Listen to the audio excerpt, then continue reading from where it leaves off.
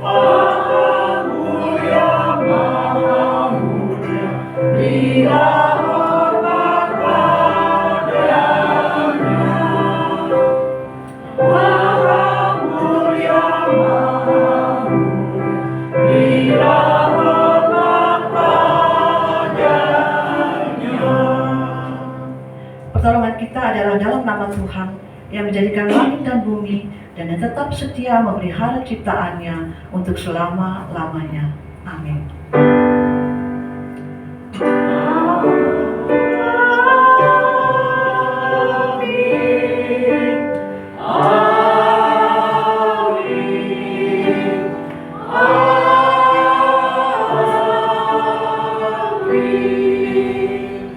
Kasih karunia dan damai sejahtera dari Allah Bapa kita dan dari Tuhan kita Yesus Kristus menyertai saudara sekalian. Tuhan besertamu.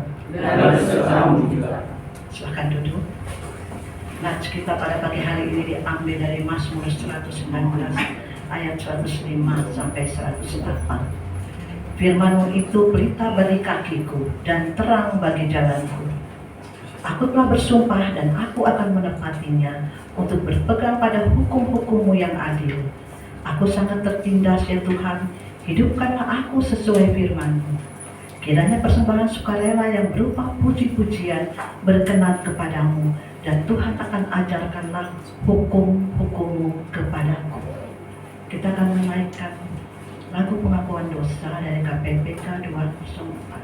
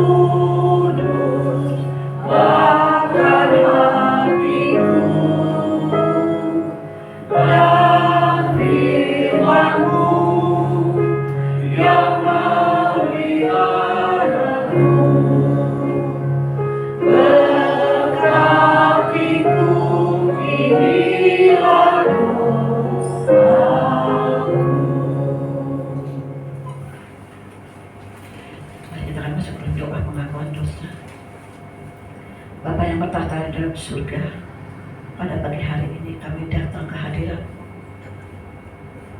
Kami mohon ampun ya Bapa untuk pelanggaran yang telah kami perbuat, baik terhadap Engkau maupun terhadap sesama.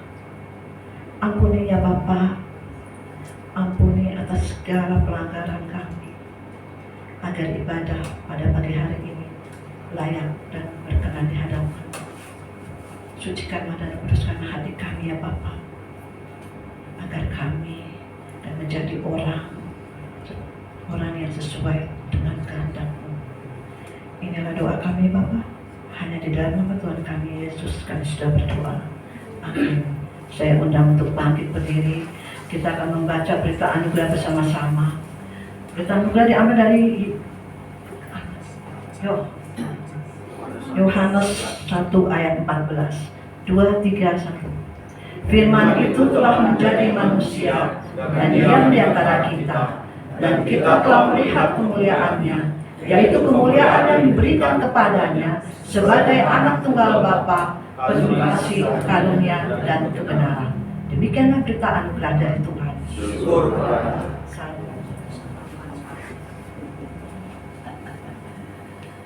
Mari kita akan menaikkan kembali lagu dari KPBK 144.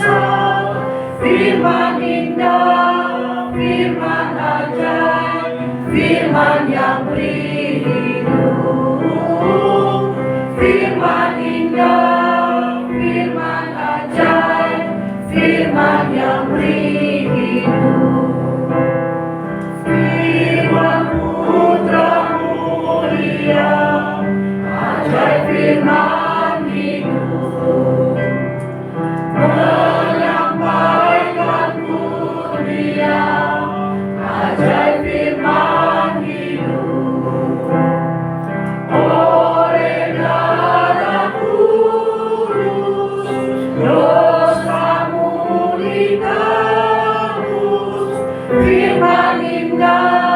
Firman ajaib, firman yang beri hidup, firman indah, firman ajaib, firman yang beri hidup.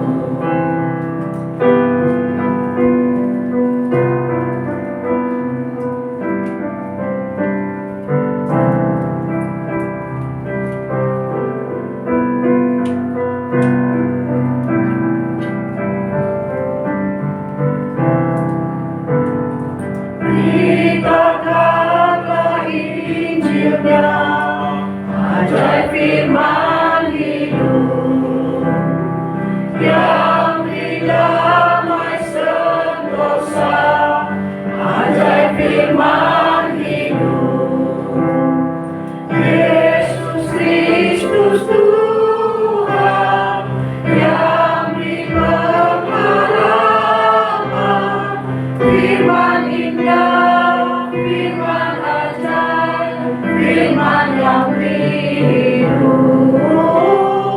firman indah, firman ajaib, firman yang beri hidup. Silakan duduk. Sebelum firman disampaikan oleh Evangelis Luki, kita akan mendengarkan persembahan pujian dari Tuhan.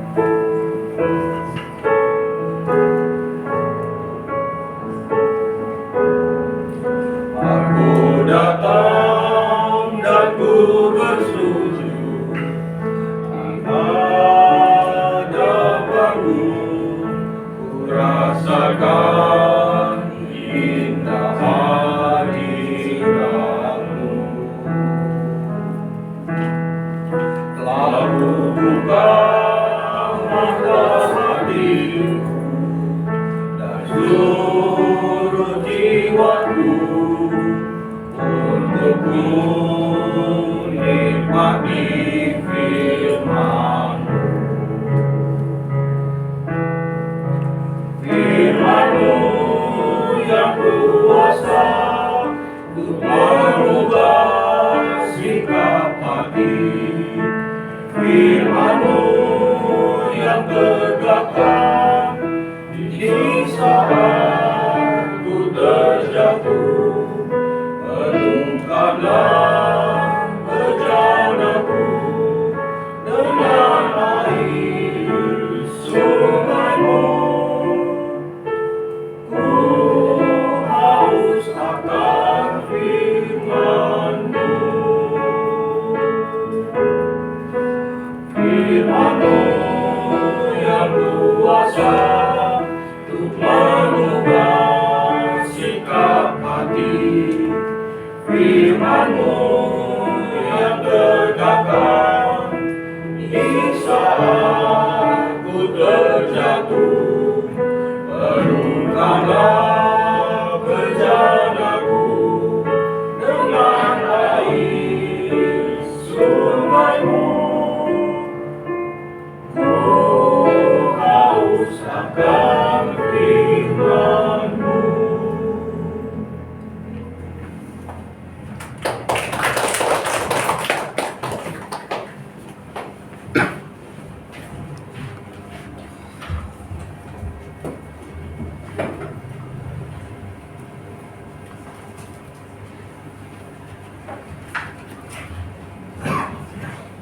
Selamat pagi Bapak Ibu Saudara yang saya kasihi di dalam Tuhan kita Yesus Kristus. Shalom. Shalom. Puji Tuhan, hari ini kita kembali boleh datang beribadah di rumah Tuhan.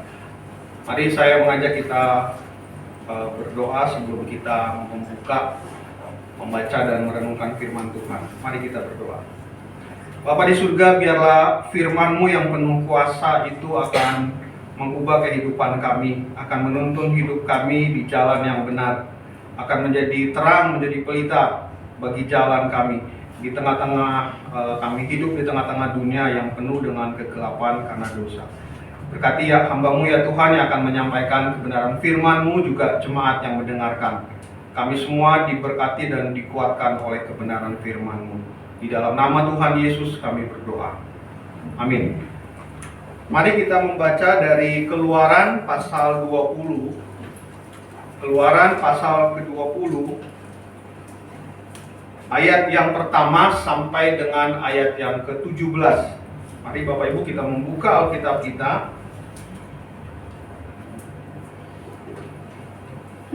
Dari Keluaran pasal 20 ayat yang pertama, ini cukup panjang ya. Tapi tidak apa-apa ya Bapak Ibu, kita baca semuanya karena mungkin biasa kita bacanya mau cepat-cepat, pendek-pendek kan. Dan mungkin kadang-kadang tiap hari kita nggak sempat. Hari Minggu inilah waktu kita menggunakan banyak waktu untuk membaca firman Tuhan. Saya mau ajak kita membaca bergantian. Saya akan baca ayat yang ganjil, Bapak Ibu Saudara akan baca ayat yang genap sampai dengan ayat 17. Keluaran pasal 20 ayat 1 sampai 17. Ke-10 firman. Lalu Allah mengucapkan segala firman ini. Akulah Tuhan Allahmu yang membawa engkau dari Mesir, dari bangsa perbudakan. Jangan ada padamu Allah lain di hadapanku. Jangan buat bagimu apapun yang menyukai Allahmu, atau yang ada di bawah, atau yang ada di dalam air bodohmu. Jangan sujud menyembah kepadanya atau beribadah kepadanya.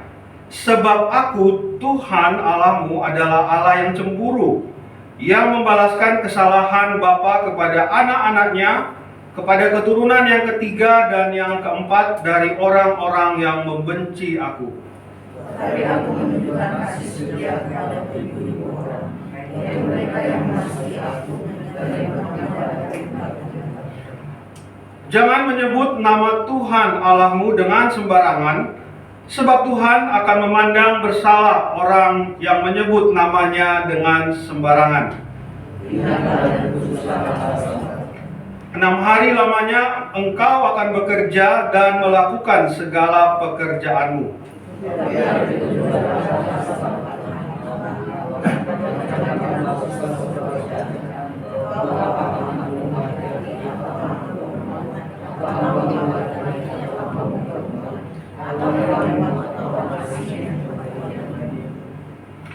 Sebab 6 hari lamanya Tuhan menjadikan langit dan bumi, laut dan segala isinya, dan Ia berhenti pada hari ketujuh.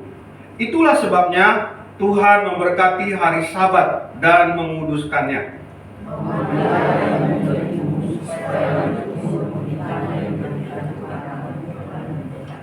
Jangan membunuh, jangan mencuri, jangan mengingini rumah sesamamu, jangan mengingini istrinya atau hambanya laki-laki, atau hambanya perempuan, atau lembunya, atau keledainya, atau apapun yang dipunyai sesamamu.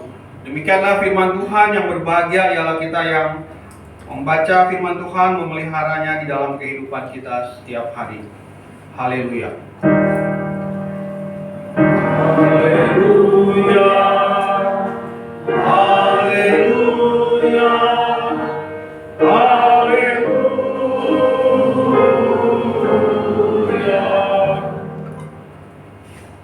Bisa pindah slide-nya. Saya mau buka khotbah saya dengan satu cerita, Bapak Ibu.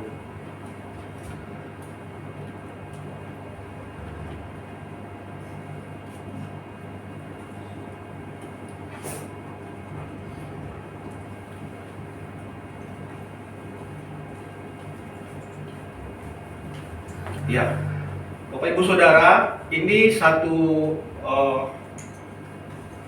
food court ya. Bisa tebak ini di mana? Food court itu tempat makan, seperti di ITC itu ada kan ya, di lantai atas. Nah, Bapak Ibu, saya bersyukur pada Enak. di mana? Enak. Dekat dengan kita ya, tapi bukan di Indonesia. Nah, jadi Bapak Ibu, saya bersyukur bulan November kemarin tahun yang lalu saya dapat tugas sekalian jalan-jalan ya. Jadi sebetulnya enak kan ya, sambil bertugas sambil jalan-jalan, atau sambil jalan-jalan sekaligus melakukan tugas atau pekerjaan di mana tempat saya bekerja. Nah, Bapak Ibu Saudara, ini di Singapura ya, di satu tempat. Ini bukan saya foto, saya cuma ambil di Google dan saya coba cari sesuai dengan tempat yang waktu itu kami makan ya, satu food court di daerah Chinatown di Singapura. Saya senang sekali Bapak Ibu karena kesana gratis kan, kasih tiket, tempat tinggal, pokoknya tinggal bawa koper aja. Ya, kalau sering-sering begitu enak juga ya. Nah, kemudian kami tiba di sana dari airport, kami taruh koper dulu di tempat kami menginap, kemudian kami turun. Dari dekat situ ada tempat makan seperti yang ada di sini. Nah, Bapak Ibu Saudara, sudah kami makan. Selesai kami makan, biasanya kita kalau selesai makan ngapain Bapak Ibu di tempat food court? Udah kan ya, kan sudah bayar, jadi tinggal aja kan, langsung jalan. Nah, kemudian Bapak Ibu kami jalan, kami ada sekitar saya tuh lupa ya jumlah, sekitar belasan orang ya, tidak sampai puluhan, di atas 11-12 orang. Kami jalan Bapak Ibu, dan kami sudah berpencar, lain sudah jalan duluan karena ada satu tempat lagi yang kami mau tuju. Nah, kebetulan saya dan beberapa orang, mungkin ada tinggal 4 orang, kami jalan belakangan. Nah, tiba-tiba Bapak Ibu, ada 2 orang bapak, dia pakai, ada name tag-nya ya, ada seragam mungkin ya, nggak seragam, tapi kayak orang biasa, bukan polisi ya, tapi ada name tag-nya. Saya sempat baca ya, dia kalau nggak salah dari Dinas Kesehatan dan Lingkungan Hidup kalau nggak salah ya, saya tuh sudah lupa juga. Nah, kemudian dia panggil salah satu dari kami, dan kemudian dia minta paspor Bapak Ibu, minta paspor, tanya identitas. Kira-kira mau ngapain Bapak Ibu? Apa dia mau kasih bonus? Dia panggil dan dia mengatakan kepada karena kami itu salah seorang teman yang saya dekati. Tapi anehnya cuma satu orang ini, ya. Karena harusnya kami semua yang juga kena. Jadi rupanya kami melakukan kesalahan. Ya. Jadi harusnya ketika makan di sini, di situ ada satu stiker yang tertulis habis makan, iya harus beresin. Harus, jadi tempat itu nggak boleh dibiarin platnya itu ya, bakinya itu yang kita pakai nggak boleh ditinggal di situ. Juga bekas-bekas makanan, piring-piring, ternyata ada tempatnya. Di situ harus ditaruh. Dan sudah, Bapak Ibu Saudara, jadi salah seorang teman kami yang katanya sih dia sudah sering bolak-balik ke Singapura. Biasanya nggak begini. Nah, saya kata mungkin dia ke Singapura berapa tahun yang lalu, mungkin puluhan tahun yang lalu ya. Nah, sudah ada aturan seperti itu. Jadi memang di tempat umum seperti ini, kalau orang makan, itu harus dikembalikan ke tempat yang sudah disediakan di situ.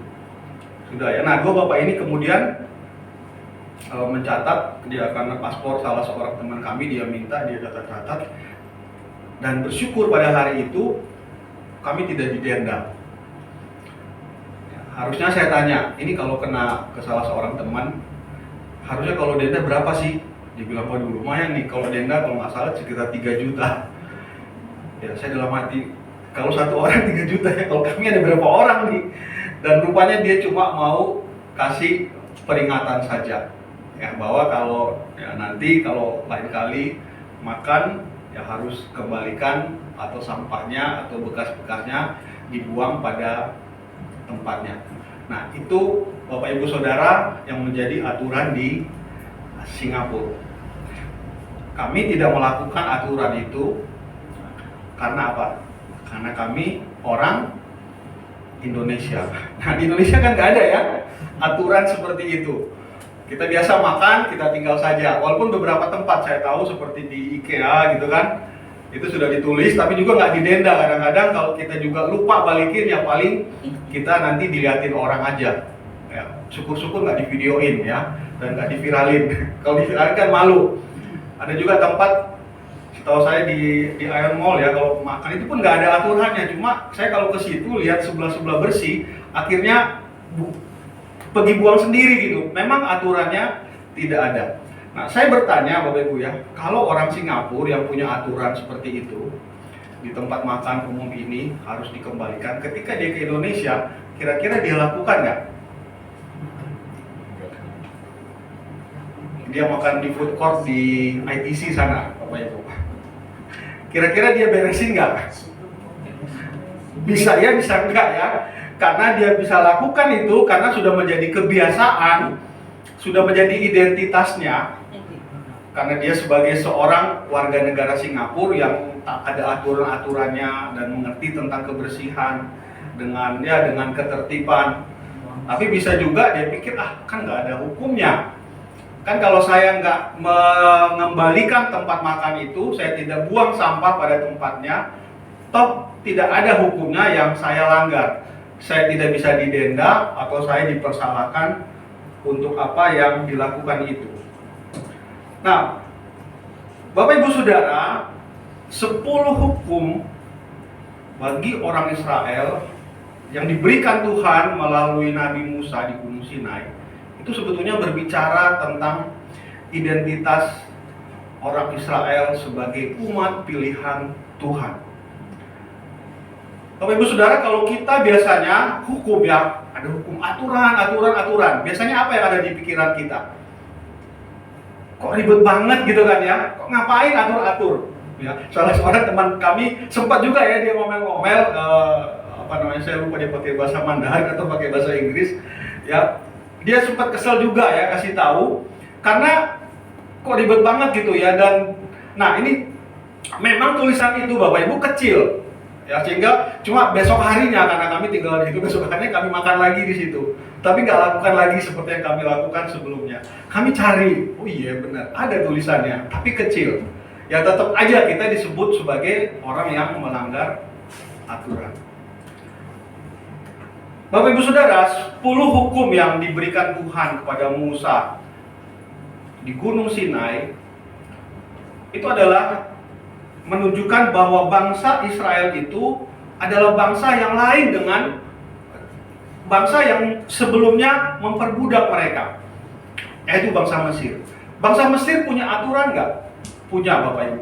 Bangsa Mesir punya hukum-hukumnya nggak? Punya. Tetapi itu identitasnya orang atau bangsa Mesir. Ketika Tuhan membebaskan orang Israel keluar dari tanah Mesir, ketika mereka ada di padang gurun, sudah berjalan sampai bulan yang ketiga, saatnya mereka akan bertemu dengan Tuhan melalui Nabi Musa. Dan Tuhan memberikan ke-10 hukum ini kepada Musa di Gunung Sinai. Bapak Ibu Saudara, 10 hukum ini menurut kita sedikit, cukup, atau banyak? Dikasih 10 nih, Bapak Ibu. Kasih 10. Kita tahu undang-undang itu negara kita ada berapa? Banyak undang-undang. Lebih dari 10 kan ya, paling tidak.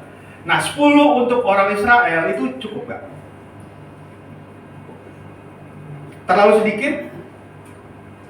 Nah, yang bilang sedikit ya, 10 saja kita nggak bisa lakukan kan? Apalagi mau nambah, betul kan?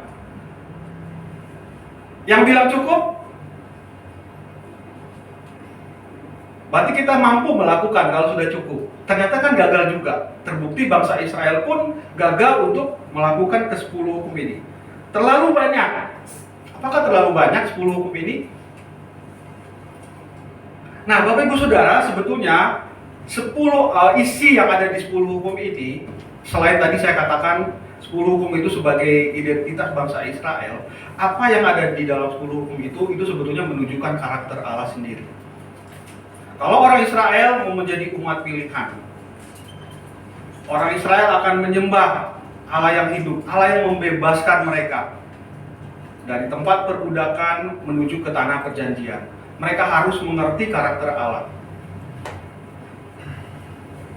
Dan diberikan 10. Apakah cukup sebetulnya? Apakah karakter Allah itu cukup 10? Saya kira lebih dari itu. Nah, Bapak Ibu Saudara, tetapi kalau kita lihat ya di dalam Alkitab, satu kali Tuhan Yesus itu ditanya oleh ahli Taurat di dalam Matius 22 ayat yang ke-36. Dia katakan begini, "Guru, hukum manakah yang terutama dalam hukum Taurat?" Kemudian Tuhan Yesus menjawab, "Yang pertama adalah kasihilah Tuhan Allahmu dengan segenap hatimu, dengan segenap jiwamu, dengan segenap akal budimu. Dan hukum yang kedua yang sama dengan itu yaitu kasihilah sesamamu manusia seperti dirimu sendiri." Bapak Ibu Saudara, jadi ketika Tuhan Yesus ditanya oleh ahli Taurat, "Guru, hukum mana yang terutama?" Tuhan Yesus cuma menyebutkan 2 kan ya.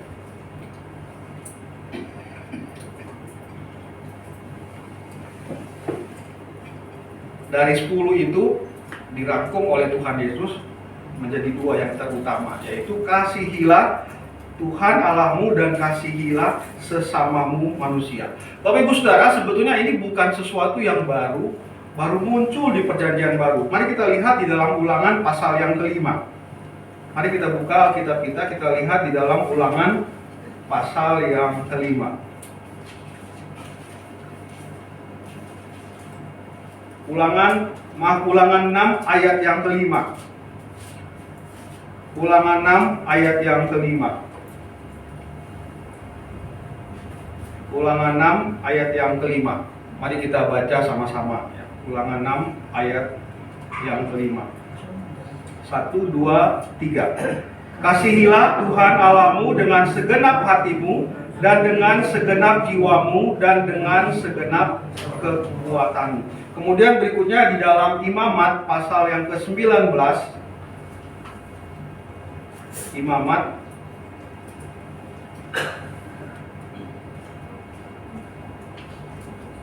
Imamat pasal yang ke-19 ayat yang ke-18. Imamat 19 ayat yang ke-18.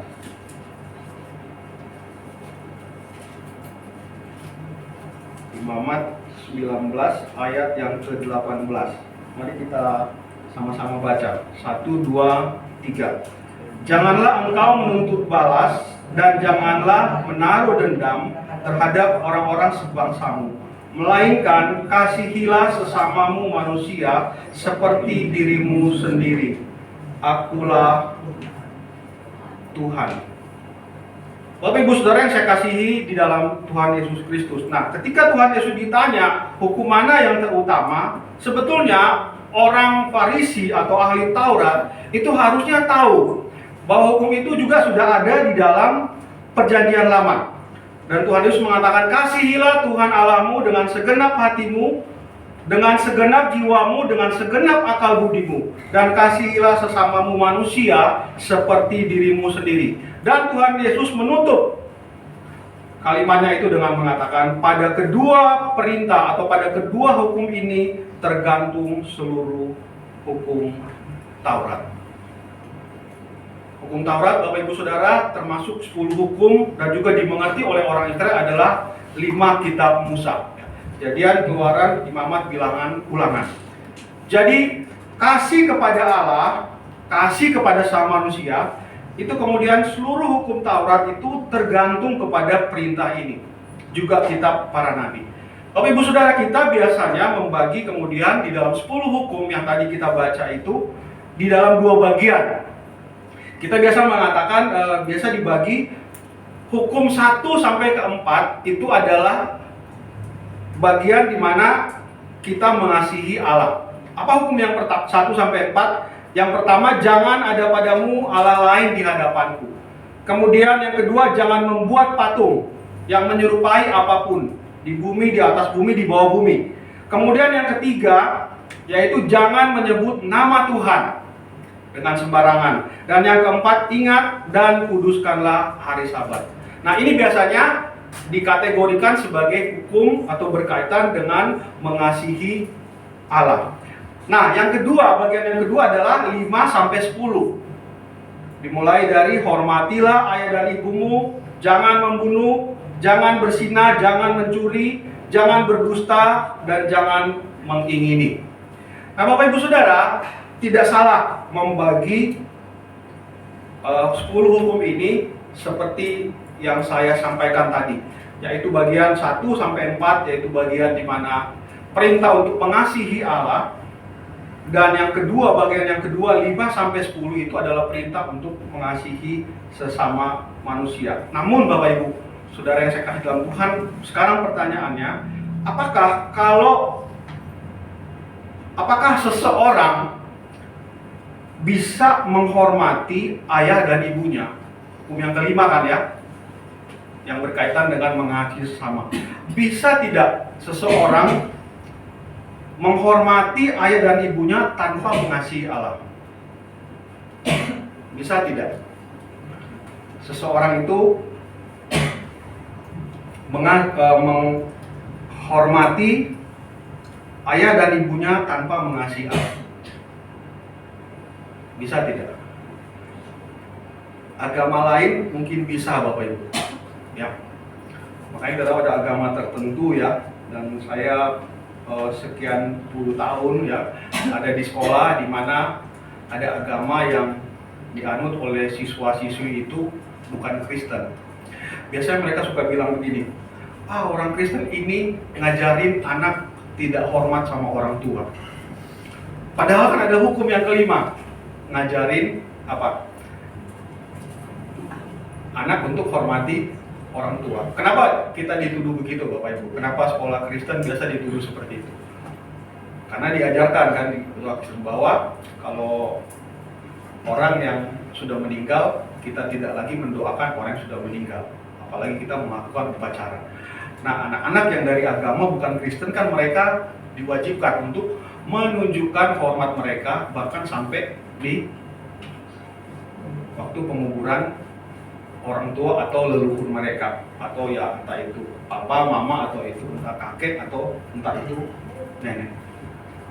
Bapak Ibu Saudara, mereka salah mengerti. Justru kita orang Kristen, kita orang yang percaya Kristus, mengajarkan anak-anak kita untuk menghormati ayah dan ibu kita, tidak lepas dari mengasihi Allah. Justru kita mau ajarkan kepada anak-anak itu bahwa justru menghormati orang tua, mengasihi orang tua pada waktu mereka masih hidup. Kalau orang tua itu sudah mati, sudah meninggal, mungkin orang lain yang akan menilai, oh anak itu menghormati orang tuanya. Tapi apakah yang bersangkutan, apakah orang tua yang sudah meninggal itu akan merasa dihormati oleh anaknya? Kan tidak, Bapak Ibu. Jadi kalau menghormati orang tua, ya, terlepas dari mengasihi Allah, itu bisa dilakukan, tetapi itu dilakukan oleh orang yang belum percaya kepada Kristus. Itu salah satu hukum saja, Bapak. Jadi sebetulnya hukum bagian yang kedua, mengasihi sesama, itu tidak lepas dari mengasihi Allah. Ketika kita mengasihi orang tua kita, itu dalam rangka kita mengasihi Allah. Ketika kita tidak membunuh, bukan hanya sekedar kita menghormati kehidupan seseorang, bukan hanya kita menghormati sesama kita, tetapi itu dalam rangka kita juga menghormati dan mengasihi Allah. Ketika kita tidak berzina, ketika kita tidak mencuri, ketika kita tidak mengatakan saksi dusta, dan ketika kita tidak mengingini, semua dalam rangka kita mengasihi Allah. Dan ketika kita mau melakukan bagian yang pertama, mengasihi Allah, bagaimana kita membuktikan kita mengasihi Allah?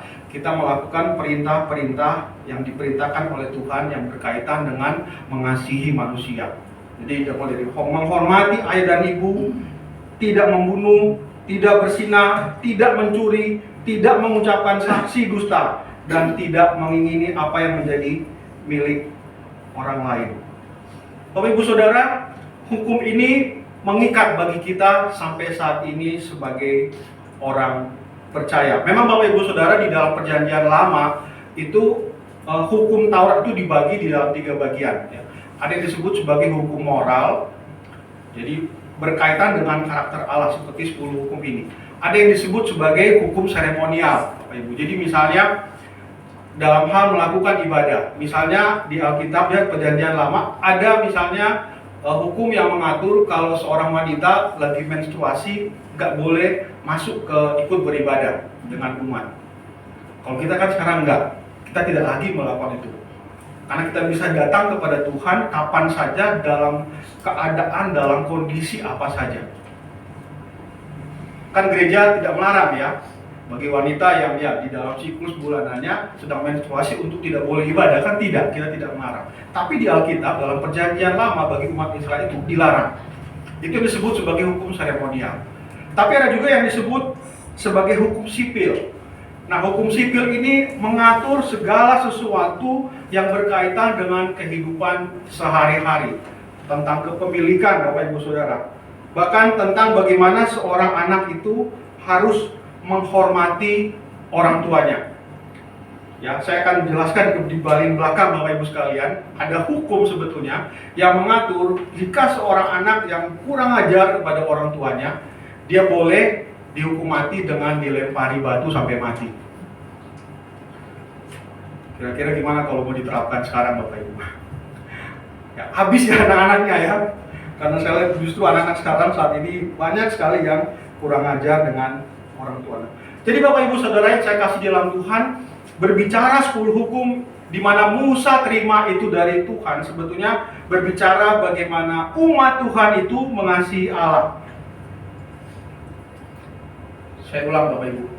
Berbicara mengenai 10 hukum di mana Musa menerima itu dari Tuhan. Itu berbicara mengenai bagaimana kita umat pilihannya, kita umat yang sudah dibebaskannya itu mengasihi Allah. Karena apa yang sudah Allah lakukan.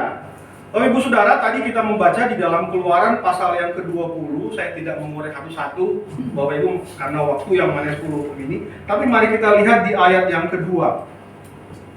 Apa yang dikatakan oleh firman Tuhan.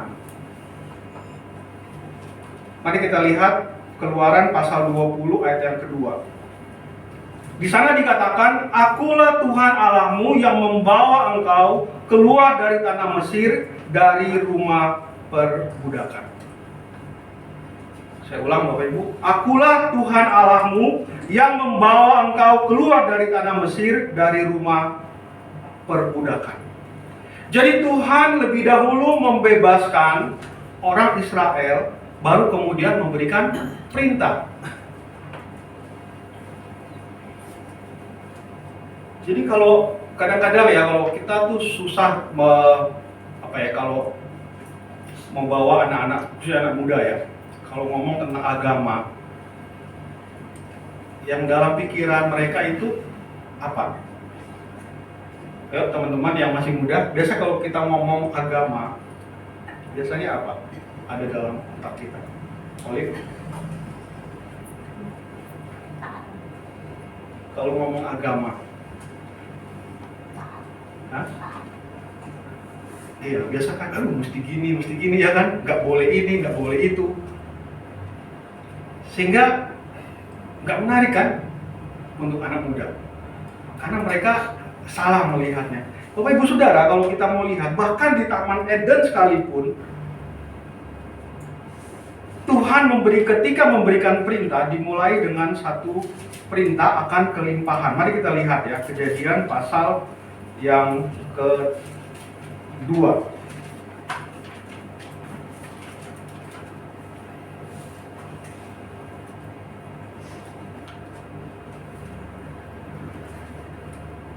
Kejadian pasal yang kedua, ayat yang ke-16. Kejadian pasal yang kedua, ayat yang ke-16. Demikian firman Tuhan. "Lalu Tuhan Allah memberi perintah ini kepada manusia. Semua pohon dalam taman ini boleh kau makan buahnya dengan bebas." Jadi perintahnya apa Bapak Ibu? Ini kan perintah Tuhan yang pertama kan? Perintahnya boleh, bukan jangan. Jadi artinya Tuhan lebih dahulu sebetulnya memberikan kelimpahan, bukan? Boleh kamu makan. Gak hanya boleh, tapi bebas. Semua pohon dalam taman ini boleh kau makan buahnya dengan bebas. Baru muncul satu perintah yang ada kata negatifnya, jangan. "Tetapi pohon pengetahuan tentang yang baik dan yang jahat itu, janganlah kau makan buahnya." Jadi Bapak Ibu Saudara, ketika berbicara tentang Tuhan memberikan perintah, selalu dimulai dengan kelimpahan dari Tuhan sendiri.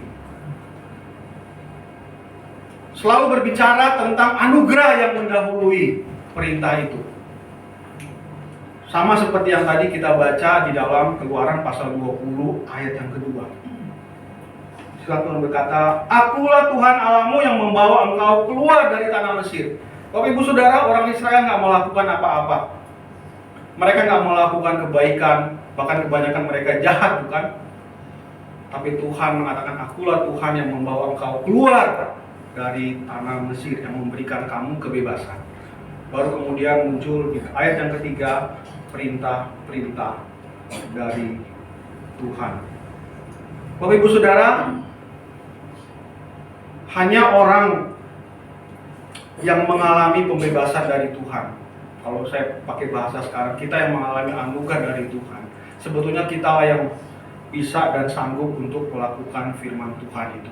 Harusnya bisa, karena Tuhan memulainya dengan anugerah. Di dalam Kristus, bukankah kita dibebaskan dari dosa-dosa kita dahulu, baru kemudian kita sanggup melakukan apa yang menjadi perintah Tuhan. Tapi Ibu Saudara, orang yang belum di dalam Kristus, orang yang belum mengalami pembebasan dari Tuhan, orang yang belum mengalami anugerah keselamatan dari Tuhan, membebaskan kita dari dosa, mereka tidak sanggup sebetulnya untuk melakukan kebenaran firman Tuhan. Bapak Ibu Saudara, Perjanjian Lama sangat keras sekali sebetulnya menerapkan hukum Taurat. Tadi saya katakan, mari kita lihat tentang anak yang tidak taat dalam Ulangan pasal 21. Mari kita lihat di dalam Ulangan pasal 21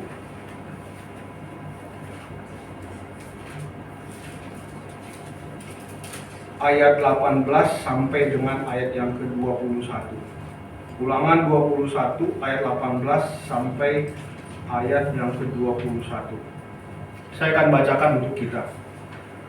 Anak yang durhaka. Apabila seorang mempunyai anak laki-laki yang degil dan membangkang, yang tidak mau mendengarkan perkataan ayahnya dan ibunya, dan walaupun mereka menghajar dia, tidak juga ia mendengar mereka, maka haruslah ayahnya dan ibunya memegang dia dan membawa dia keluar kepada para tua-tua kotanya di pintu gerbang tempat kediamannya, dan harus berkata kepada para tua-tua kotanya, anak kami ini degil dan membangkang, ia tidak mau mendengarkan perkataan kami, ia seorang pelahap dan peminum. Maka haruslah semua orang sekotanya melempari anak ini dengan batu sehingga ia mati. Demikianlah harus kau hapuskan yang jahat itu dari tengah-tengahmu, dan seluruh orang Israel akan mendengar itu dan menjadi takut. Bapak Ibu Saudara, perjanjian lama sangat keras sekali menerapkan, dan ini memang hukumnya dari Tuhan. Wah, Bapak Ibu, kalau diterapkan hari ini tanpa anugerah Tuhan, banyak anak muda yang akan apa? Yang akan mati dilempari dengan batu. Ya. Nanti sekarang kan sudah ada KPAI, ada HAM yang menjaga anak.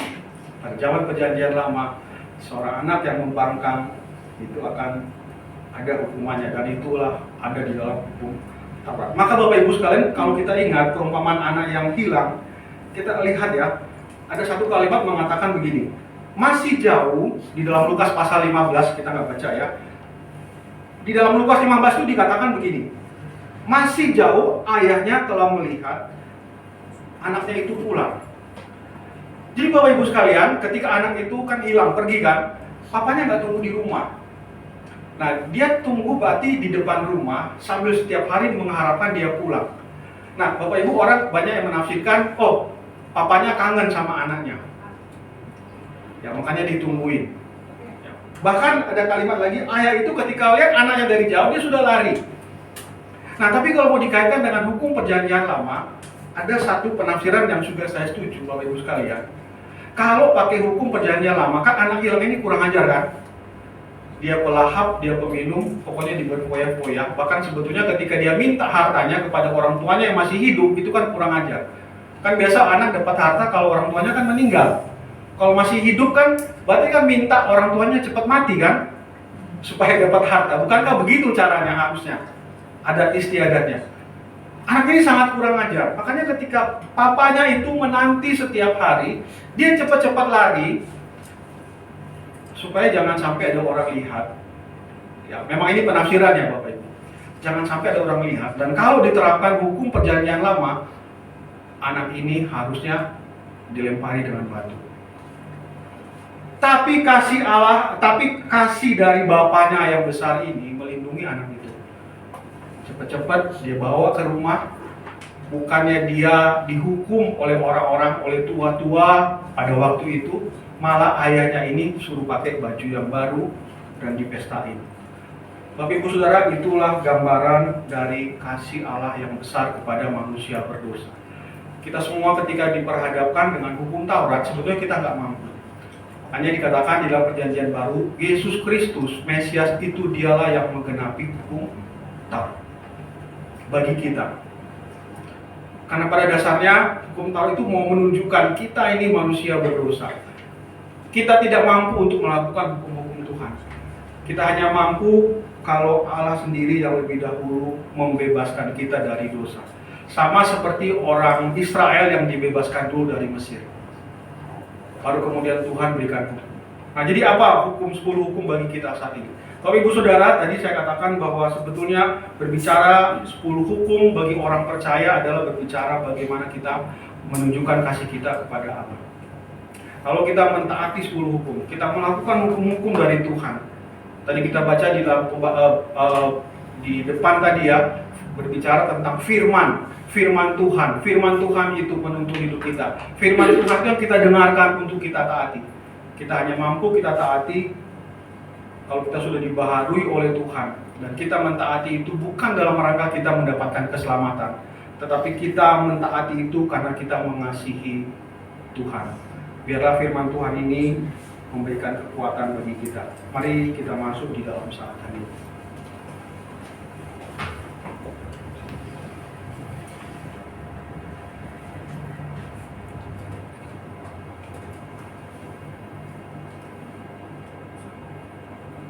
Tuhan, terima kasih untuk kebenaran firman-Mu. Kami boleh belajar kembali ya Tuhan. Engkau menuntun, Engkau dengan setia memelihara umat pilihan-Mu. Engkau memberikan kelepasan dari perbudakan di Mesir, sebagaimana juga Kristus membebaskan kami dari perbudakan dosa. Dan ketika Engkau melepaskan kami dari perbudakan dosa, Engkau memberikan kami anugerah keselamatan, dan Engkau memberikan kami firman untuk kami taati, untuk kami jalani di dalam kehidupan kami sebagai orang percaya. Terima kasih ya Tuhan untuk kebenaran firman-Mu. Kami mau biarlah Tuhan meteraikan firman itu dalam hati kami, dalam kehidupan kami. Tuhan mampukan kami untuk dapat melakukan dalam kehidupan kami setiap hari. Tuhan, di dalam kesempatan ibadah kami pagi hari ini, kami mau mengingat, mau berdoa untuk saudara-saudara kami di dalam segala pergumulan yang dihadapi, khususnya untuk saudara-saudara kami yang bergumul dengan kesehatan mereka.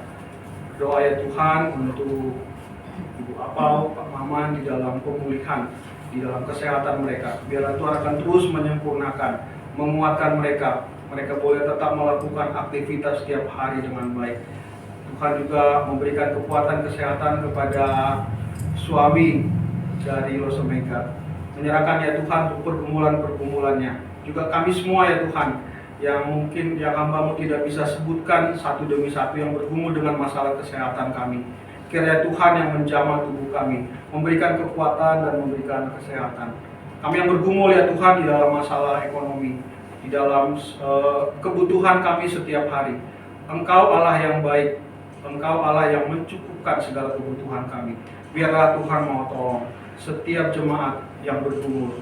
Menyerahkan juga ya Tuhan untuk setiap kami di dalam usaha dan pekerjaan kami. Tuhan memberkati kami, Tuhan memberikan kami kesehatan, memberikan kekuatan. Kami juga ya Tuhan yang dalam keseharian kami melakukan segala hal ya Tuhan. Baik kami sebagai hamba Tuhan, baik kami sebagai pengurus gereja, kami sebagai aktivis. Biarlah Tuhan menolong kami boleh menjadi kesaksian di tengah-tengah di mana Tuhan menempatkan kami, di usaha kami atau di tempat kami bekerja. Kami berdoa juga ya Tuhan untuk bangsa dan negara kami. Kiranya Tuhan akan terus memelihara bangsa dan negara kami. Berkati para pemimpin, mulai dari yang di pusat sampai ada yang di daerah. Menyerahkan ya Tuhan, biarlah para pemimpin kami boleh memikirkan kesejahteraan seluruh rakyat Indonesia. Terima kasih ya Tuhan, kami serahkan seluruh kehidupan kami hanya ke dalam tangan pemeliharaan-Mu. Inilah doa kami, di dalam nama Tuhan kami Yesus Kristus, kami panjatkan doa kami. Mari Bapak Ibu Saudara kita naikkan doa Bapa kami. Bapa kami yang di surga, kuduskanlah nama-Mu, datanglah kerajaan-Mu, jadilah di bumi seperti di surga. Berikanlah kami pada hari ini makanan kami yang secukupnya, dan ampuni kami akan kesalahan kami, seperti kami juga mengampuni orang yang bersalah pada kami. Dan janganlah membawa kami dalam pencobaan, tapi lepaskanlah kami daripada yang jahat. Engkau yang punya kerajaan dan kuasa dan kemuliaan sampai selama-lamanya. Amin.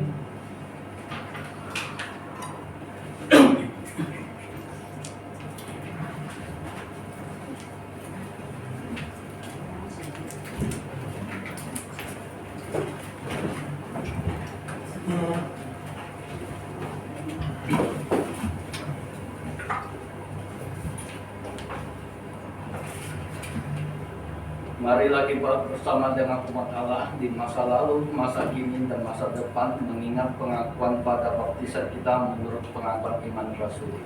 Aku percaya kepada Allah, Bapa yang Maha Kuasa, Bapa langit dan bumi, dan kepada Yesus Kristus, Anak yang tunggal Tuhan kita, yang dikandung daripada Roh Kudus, lahir dari anak darah Maria, yang melintas sengsara di bawah pemerintahan Pontius Pilatus, disalibkan mati dan dikuburkan, turun ke dalam kerajaan maut.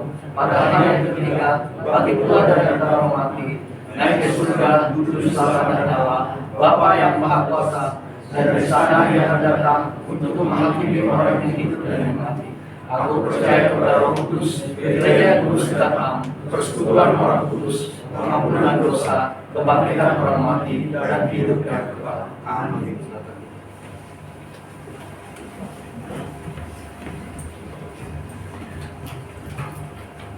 Firman Tuhan telah kita dengarkan yang tadi disampaikan oleh Evangelis Rudi Sudip.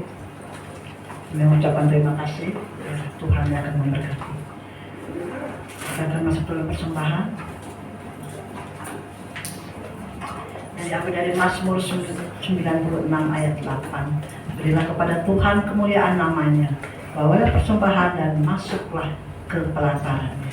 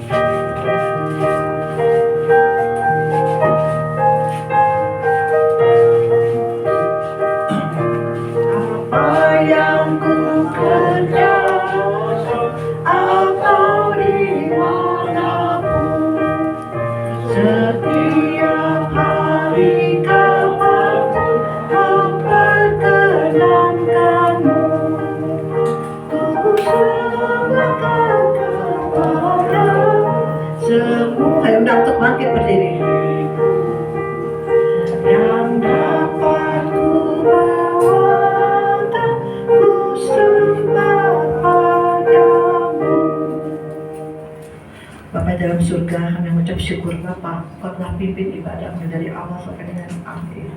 Dan pada kesempatan ini kami juga memberikan sebagian daripadamu. Berkati ya Bapa untuk persembahan ini, berkati untuk tangan-tangan telah memberi. Biarlah persembahan ini akan berguna untuk memperluas kerajaan-Mu di tempat ini. Inilah doa kami Bapa, hanya di dalam Tuhan kami Yesus kami sudah berdoa. Amin.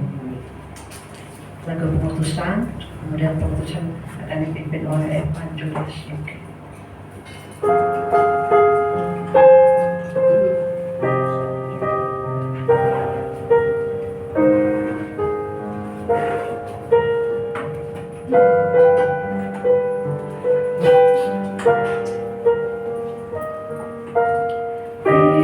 Firman-Mu berita bagi kakiku, terang bagi jalanku. Firman-Mu berita bagi kakiku, terang bagi jalanku. Waktu ku bimbang dan hilang jalanku, tetaplah Kau di sisiku, dan takkan ku takut asal Kau di dekatku, besertaku selamanya. Oh, firman-Mu berita bagi kakiku, terang bagi jalanku.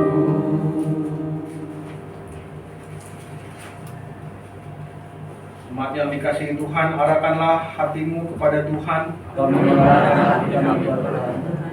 Jadilah saksi Kristus. Terpujilah Tuhan. Terimalah berkat Tuhan, anugerah Tuhan Yesus Kristus dan kasih Allah dan persekutuan Roh Kudus beserta saudara sekalian mulai dari hari ini sampai selama-lamanya.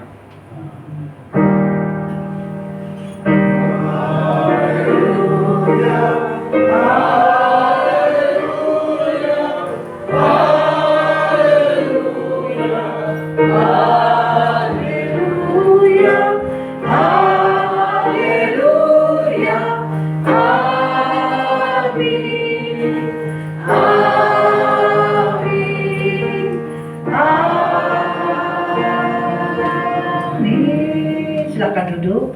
Ibadah telah selesai. Tuhan Yesus memberkati kita semua. Amin.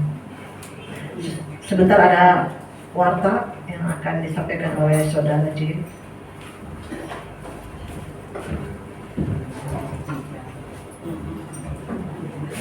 Ya, selamat pagi Bapak Ibu semuanya. Ada beberapa pengumuman yang dititipkan kepada saya ya. Jadi Bapak Ibu, kita bersyukur ya bahwa beberapa bulan terakhir ini gereja kita menyediakan sarapan pagi bersama.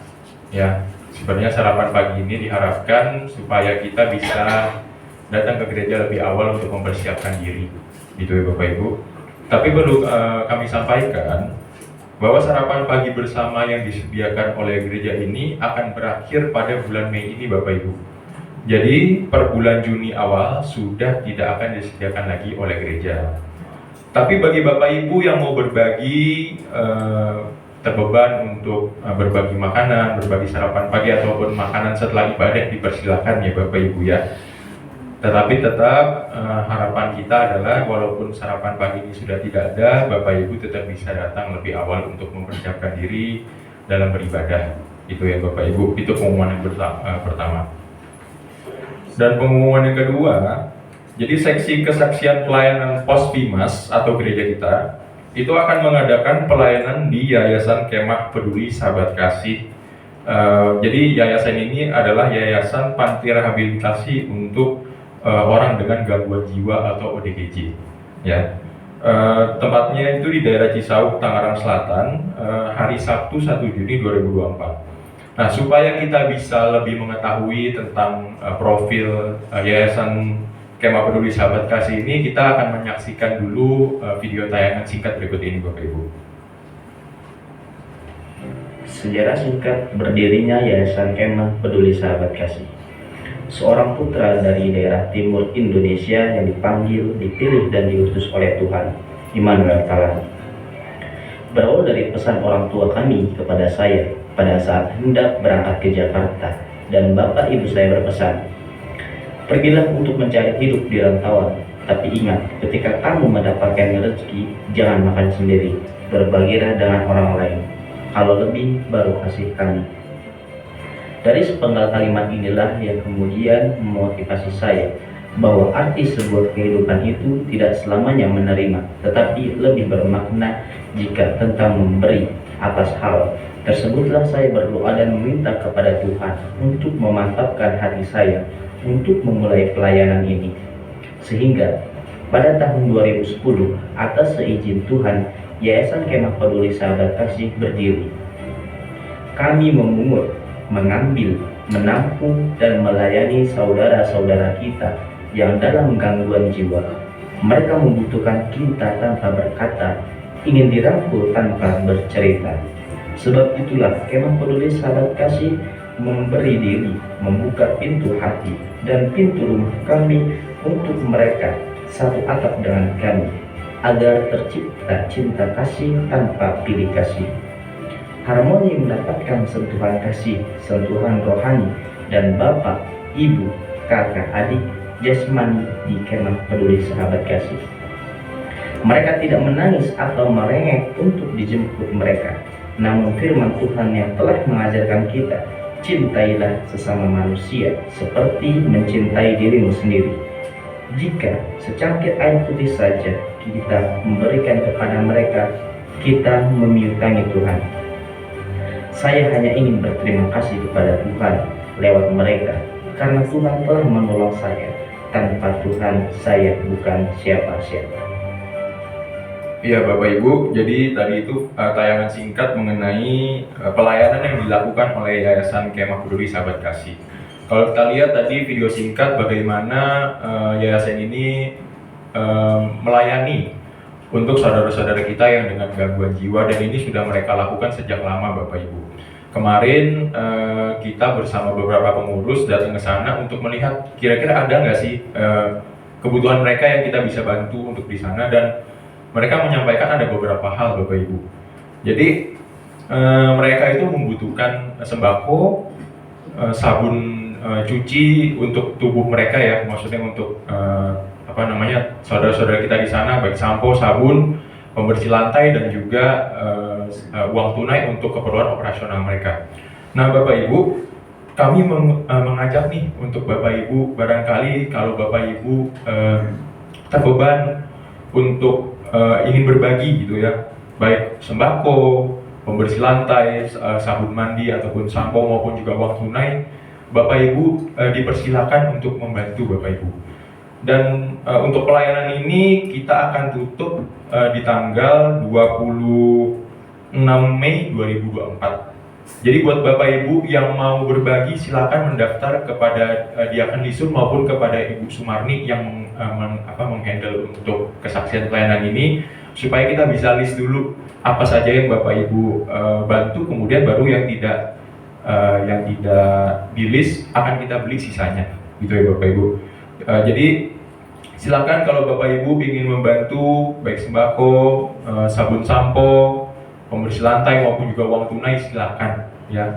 Karena pelayanan ini akan kita lakukan nanti tanggal 1 Juni 2024. Nah, saya tidak tahu nih nanti apakah ada slot untuk jemaat bisa ikut ke sana, nanti akan kita infokan lebih lanjut. Karena barangkali ada Bapak Ibu juga yang ingin ikut melayani di sana, dan gak usah khawatir. Kadang-kadang kan reaksi kita terhadap pikiran pertama kita, orang dengan gangguan jiwa itu orang yang keras, meronta-ronta gitu ya. Enggak Bapak Ibu, kita sudah ke sana kemarin, mereka itu sangat tenang, mereka itu bahkan diceritakan sama pengurus di sana, kalau ibadah ya mereka seperti kita, tenang, diam gitu ya. Bahkan dalam komunikasi sehari-hari pun juga mereka cukup tenang gitu ya. Nah, jadi nanti akan saya infokan lebih lanjut apakah ada kuota untuk Bapak Ibu bisa ikut bersama-sama dengan kami melayani di sana ya Bapak Ibu ya. Itu saja pengumuman dari pengurus GKI Agape Vimas. Sekali lagi terima kasih buat Bapak Ibu. Selamat pagi dan Tuhan Yesus memberkati.